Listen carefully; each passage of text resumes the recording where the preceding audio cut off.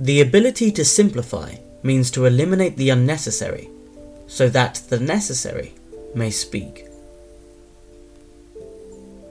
Philosophy, to some extent, is a study of theory, and accordingly has to take a variety of factors into account when evaluating these theories. How reasonable are their claims? What are the assets and weaknesses of their premises? How well do their conclusions follow suit? Are their arguments modest or ambitious? And ultimately, on the balance of their theoretic strengths, how plausible is their story of how things are and how things ought to be? This investigative process is almost akin to a detective piecing together scraps of evidence to formulate the best idea of what exactly happened. One can imagine Sherlock Holmes thinking in such a way, with myriad theories presenting themselves and him having to work out which of them is more likely. But even this famously astute character has several times faced a troubling conundrum. In certain stories, the mystery is of a supernatural origin, such as in The Hound of the Baskervilles. In these bizarre cases, however, Sherlock, just like a philosopher, takes a cautious and methodical approach. This agency stands flat-footed upon the ground, he deduces in The Adventure of the Sussex Vampire, and there it must remain. The world is big enough for us, no ghosts need apply. But how, and more importantly why, is Sherlock so certain in ruling out the paranormal? Well, for him to posit the existence of ghosts and vampires allows for the existence of many more things thought not to exist, and his deductive method will not allow this without good cause. This philosophical reservation was shared by a 14th century friar known as William of Ockham, who is often cited as arguing that the simplest theory is the best theory. Although on face value, Occam would very much have agreed with this message as a takeaway, such a conclusion is but a symptom of a far more complex underlying philosophy. Writing on Lombard's sentences, Occam proclaimed, "One ought never posit plurality without necessity." Essentially, never say that more things exist than you have to. The most widely renowned formulation of this notion, however, actually originates with Johannes Ponchius, who, writing on Occam's contemporary Duns Scotus, surmised "non sunt multiplicanda entia sine necessitate," or entities are not to be multiplied without necessity. Now this is the classic sentence often associated with Occam's razor. It's important to understand what sort of entities and multiplications are being talked about here, and to do so we must introduce a key concept in metaphysics, the concept of ontology. In simple terms, ontology is a theory as to what things exist and how they exist. If I'm an existentialist like Sartre, for example, I have a small and minimal ontology. The only things that exist are physical things, and subsequently the only way that something can exist is concretely. Something abstract and metaphysical, such as an objective morality, doesn't exist concretely, and therefore doesn't exist at all in an existentialist philosophy. Sherlock, when solving this dubiously vampiric case, greatly relies upon Occam's razor.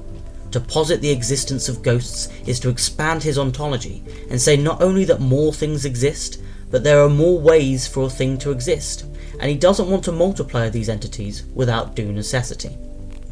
So what do you think? Should we shave with the razor, as it were? How useful an instrument is it in evaluating the worth of a theory? Perhaps to answer this we should look at how it's used. Occam's razor is often employed to cut away at the metaphysical, and therefore is regularly considered a utile tool against theology and mysticism.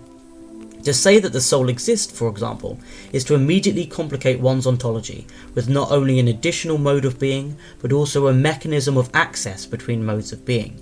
How does an immortal abstract essence like a soul interact with something strictly physical like a body, one may ask?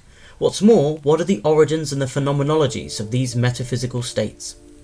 These questions need to be answered, so a theory that says something like the soul exists has a lot more explaining to do than a material theory that doesn't say so.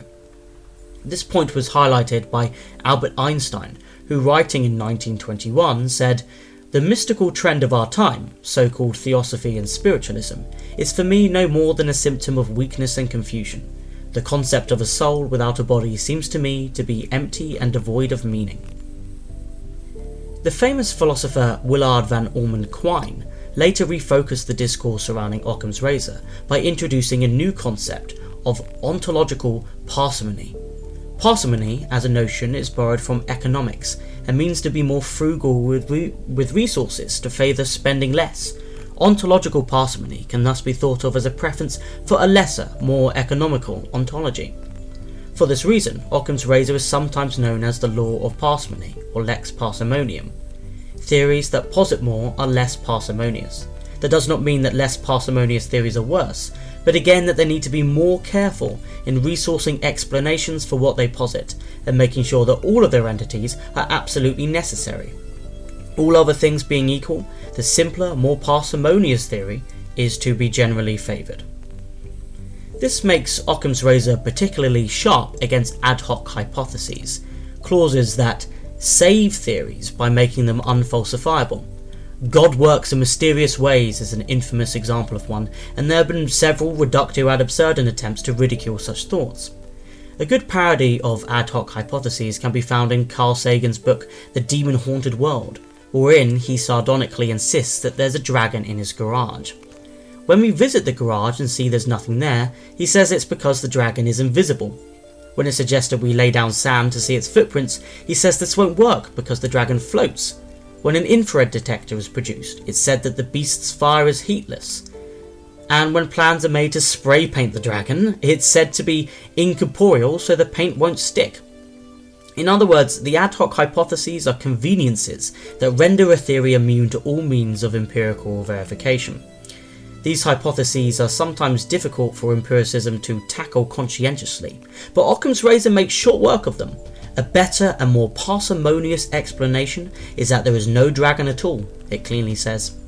So the razor is pretty useful here, as again in philosophy we generally don't like ad hoc hypotheses and will eagerly support any consistent way of getting rid of them. This all seems well, but there are some concerns with using Occam's razor. Primarily, it seems to beg the question against essentialist theories of metaphysics. Unlike existentialism, essentialist theories contend that essence precedes existence. What does this mean? Well, an existentialist would say that a chair per se only exists in one way, concretely, whereas an essentialist, a chair exists in several different ways. First as an idea that distills the very essence of a chair, next as a schematic, a possibility, and then as a physical prospect, the being of a chair. Perhaps one of the earliest theories of essentialism belongs to Plato, who argued that there is a world of forms, which are kind of metaphysical quintessences of which material entities are like shadows from. It is to no surprise that this approach, Platonism, lends itself quite readily to Christian philosophy, which similarly asserts that there is a metaphysical entity, God, from which all things physical bear a derivative relation to.